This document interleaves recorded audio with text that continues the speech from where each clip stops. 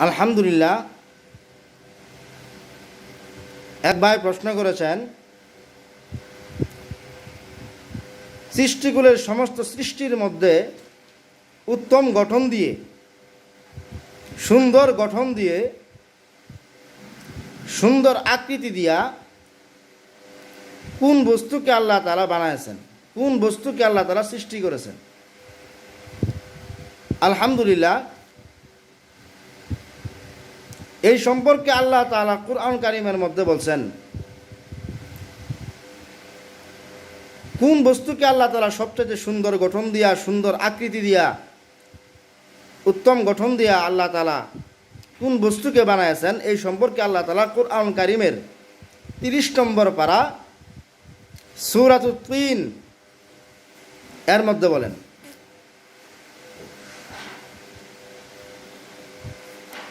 লাকাদ খালাকনাল ইনসানা ফি আহসানি তাকওয়িম। আল্লাহ পাক বলেন, সবচাইতে উত্তম গঠন দিয়া, সর্বাপেক্ষা সুন্দর আকৃতি দিয়া, সবচাইতে সুন্দর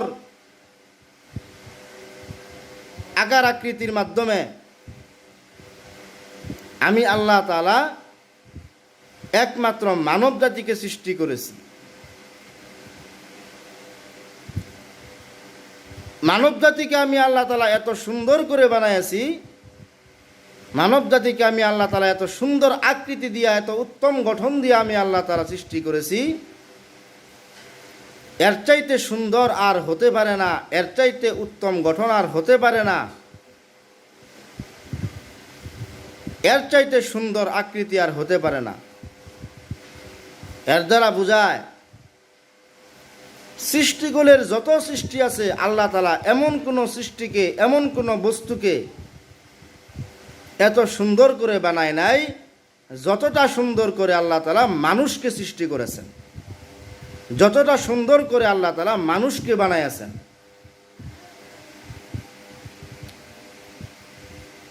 এক ব্যক্তি চিড়িয়াখানায় গেছে হরিণ দেখার জন্য।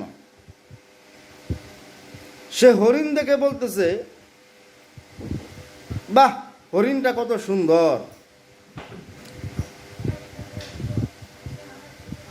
হরিণ বলতেছে, আমি যে সুন্দর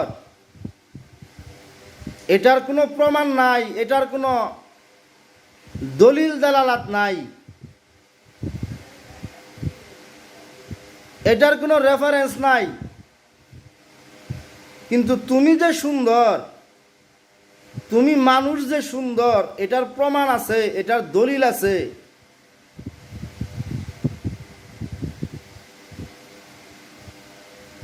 তো আলহামদুলিল্লাহ,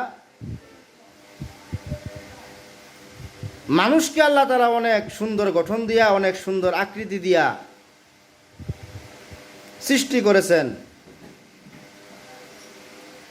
একটু চিন্তা করলেই বুঝে আসবে, যেই কোনো সুস্থ মস্তিষ্ক সম্পন্ন ব্যক্তি যদি সে কাফের হোক, বেঈমান হোক, ইহুদি হোক, খ্রিস্টান হোক, নাস্তিক হোক, মুরতাদ হোক, কাফের হোক, মুনাফেক হোক, সে একটু চিন্তা করলেই বুঝতে পারবে, বুঝে আসবে। আর মুমিন মুসলমান, প্রকৃত মুমিন মুসলমান যারা, তারা তো ভালো করেই জানে, যেহেতু কুরআন কারীমের ভিতরে আল্লাহ পাক বলছেন, এত সুন্দর করে আমাদেরকে বানাইছেন, এটা মুমিন মুসলমানরা তো বিশ্বাসই করে। পক্ষান্তরে কাফের, বেঈমান, নাস্তিক, মুরতাদ, বেঈমান, ফাসিক, ফুজ্জার, এরাও যদি চিন্তা ভাবনা করে, সুস্থ মস্তিষ্ক সম্পন্ন কোনো ব্যক্তি যদি চিন্তা ভাবনা করে একটা মানুষের অঙ্গ প্রত্যঙ্গকে নিয়ে, তাহলে সে বলতে বাধ্য হবে, এর চাইতে সুন্দর গঠন দিয়া, এর চাইতে উত্তম গঠন দিয়া, এর চাইতে সুন্দর আকৃতি দিয়া আর সম্ভব নয়, আর কোনো বস্তুকে বানানো সম্ভব নয়।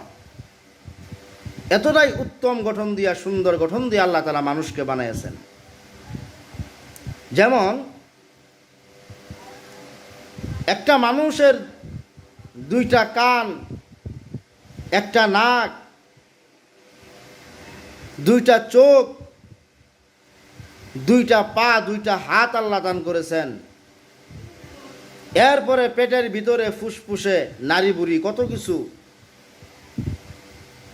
এরপরে এই মুখ দিয়ে আমরা জবান দিয়া কথা বলতেছি, এই জবানের মধ্যে আল্লাহ তাআলা শক্তি দিয়া দিয়েছেন কথা বলার মতো। মানুষকে যেন আমাদের মনের ভাব প্রকাশ করতে পারি, সেই শক্তিটা আল্লাহ তাআলা এই জবানের মধ্যে দিয়ে দিয়েছেন। আমরা কথা বলতেছি, মনের ভাব প্রকাশ করতে পারতেছি এই জবান দিয়া। কোনো নাস্তিক, মুরতাদ, বেঈমান, ফাসেক, ফুজ্জার হোক, যদি সে সুস্থ মস্তিষ্ক সম্পন্ন ব্যক্তি হয়ে থাকে, যদি মানুষের অঙ্গ প্রত্যঙ্গকে নিয়ে যদি চিন্তা ভাবনা করে, তাহলে সে বলতে বাধ্য হবে যে মানুষকে আল্লাহ তাআলা সবচেয়ে সুন্দর গঠন দিয়ে সৃষ্টি করেছেন, এবং সাথে সাথে ঈমান আনতে বাধ্য হবে।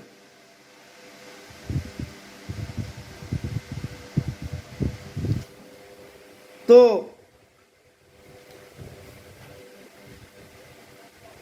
মানুষকে আল্লাহ তাআলা এত সুন্দর গঠন দিয়া বানাইলো, আল্লাহ তাআলা তো মোহাব্বত করে ভালোবেসে মানুষকে বানাইলো, কিন্তু আজকে সেই মানুষ, অধিকাংশ মানুষ এই বিষয়টা নিয়ে কোনো চিন্তা ভাবনা করে না যে আল্লাহ যা আমাকে এত দয়া করে বানাইলো, কি জন্য বানাইলো, কি করার দরকার ছিল, কি করতেছি, কোথায় ছিলাম, কোথায় আসছি, কোথায় যাব।